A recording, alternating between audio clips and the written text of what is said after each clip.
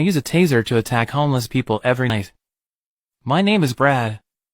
I'm a police officer, as you know, supposed to protect and serve and all that jazz. But I'm not a typical officer. I have my own way of doing things, especially when it comes to homeless individuals. Let's just say I find ways to entertain myself during these long, slow nights. My chosen tool is the taser. It's a small device that delivers quite a strong shock. I would spot a homeless person and without much thought, give them a little jolt. For me, it was a source of amusement. It broke the monotony of my night shifts. Then one day, a good Samaritan named Miss Jenny saw what I was doing. It seems she didn't find the humor in my games.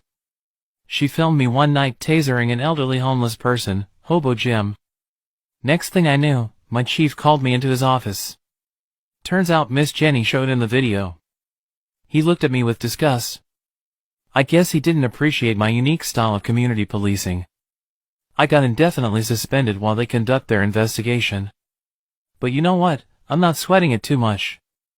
It was all just a bit of fun, right? At least that's how I saw it. It's not like anyone else cared about those homeless people before I gave them a little shock to their system.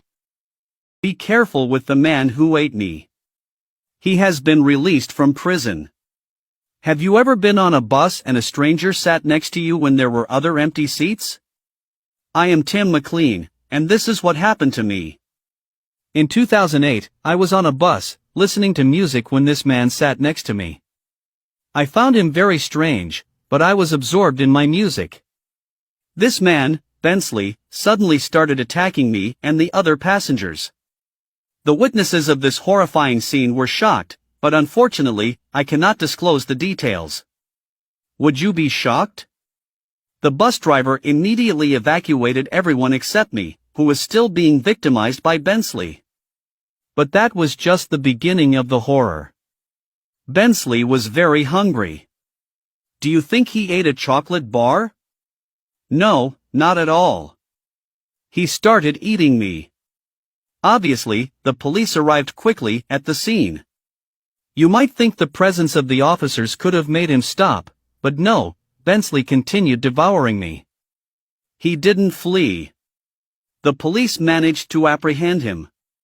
So what happened during the trial?